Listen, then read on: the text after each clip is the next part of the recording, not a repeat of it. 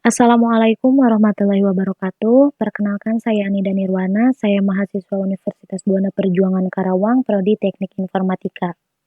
Di sini saya akan menjelaskan tugas dari mata kuliah Sistem Terdistribusi dengan judul Sinkronisasi Sistem Terdistribusi.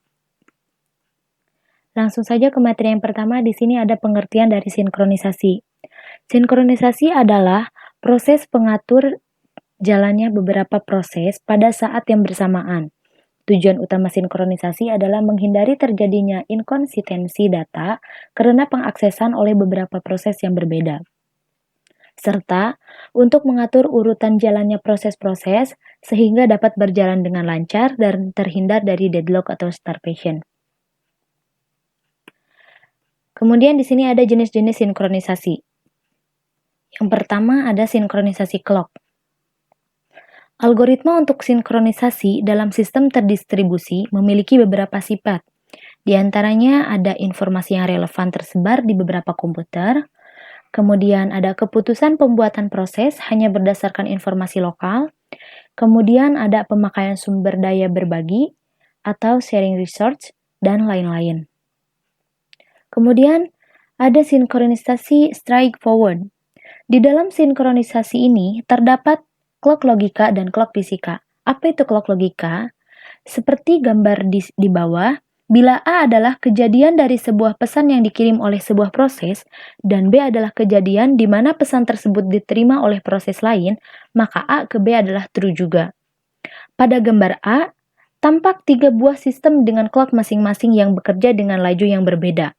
Dan gambar B, clock system dikoreksi dengan algoritma Lamport. Kemudian yang kedua ada clock fisik. Untuk sistem ini diperlukan clock fisik eksternal, karena alasan efisiensi dan redundansi, clock fisik jamak biasanya digunakan yang mengakibatkan ada dua masalah muncul. Di sini ada bagaimana mensinkronisasikan eksternal clock tersebut dengan clock sebenarnya. Bagaimana mensinkronkan antara clock yang ada, dan lain-lain. Kemudian, algoritma sinkronisasi clock. Ada beberapa algoritma sinkronisasi clock, di antaranya ada algoritma Christian, kemudian ada algoritma rata-rata, dan yang terakhir ada sumber clock eksternal jamak. Kemudian untuk penggunaan clock sinkron. Berbagai algoritma baru yang menggunakan clock sinkron mulai bermunculan. Berikut ini contohnya. Yang pertama ada Atmos Once Message Delivery. Setiap pesan membawa pengenal koneksi dan timestamp. Kemudian yang kedua ada konsistensi cache berbasis clock. Dalam file sistem tersebar menjadi perhatian karena setiap klien menginginkan cache file di lokal komputer. Kemudian di sini ada algoritma terpusat. Pada algoritma terpusat, kondisi mutual exclusion ditangani oleh sebuah proses yang dipilih sebagai koordinator untuk mengatur entry ke critical region. Seperti pada gambar di bawah ini, proses 1 meminta izin atau request ke koordinator untuk masuk ke critical region. Dan izin diberikan. Kemudian untuk proses kedua, meminta izin ke koordinator untuk masuk ke critical region yang sama, dan koordinator tidak menjawab. Yang ketiga, bila proses 1 keluar dari critical region, proses tersebut memberitahu atau rilis koordinator yang kemudian mengizinkan proses yang kedua. Kemudian ada algoritma tersebar. Algoritma ini bekerja dengan membuat sebuah proses yang ingin memasuki daerah kritis. Terlebih dulu membuat pesan yang berisi nama daerah kritis yang ingin dimasuki, kemudian nomor proses dan waktu terkininya. Pesan ini dikirim ke semua proses dengan asumsi komunikasi yang digunakan reliable. Bila sebuah proses menerima pesan atau request dari proses yang lain, respon yang diberikan tergantung dari state proses terhadap nama daerah kritis yang dalam pesan tersebut. Kemudian ada algoritma token ring.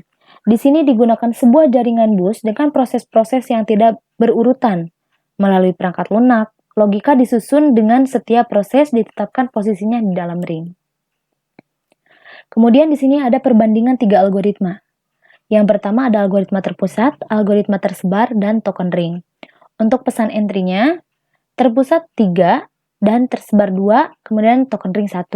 Untuk delay sebelum entry, untuk terpusat 2, untuk tersebar 2, dan token ring 0. Problemnya untuk terpusat, koordinator crash, kemudian untuk tersebar proses crash, dan untuk token ring, token hilang atau proses crash. Kemudian di sini ada algoritma pemilihan. Banyak algoritma tersebar membutuhkan sebuah proses yang berfungsi sebagai koordinator, inisiator, sequencer, atau pelaksana fungsi khusus lain. Beberapa contoh seperti koordinator pada algoritma mutual exclusion terpusat, bila koordinator tersebut mengalami kegagalan karena hostnya down, sistem harus dapat melanjutkan eksekusi hanya dengan memulai lagi sebuah copy proses koordinator baru di host yang lain. Kemudian di sini ada algoritma Bully. Dalam gambar proses pemilihan dengan algoritma Bully dapat dilihat dengan sebagai berikut. Untuk proses 4, mengadakan pemilihan atau election. Kemudian proses 5 dan 6 merespon, memberitahu 4 untuk berhenti. Kemudian untuk yang 5 dan 6 masing-masing akan mengadakan pemilihan.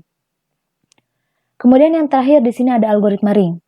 Algoritma ini berbasis ring tanpa token dengan persyaratan bahwa setiap proses harus sudah berurutan baik secara logika ataupun fisik.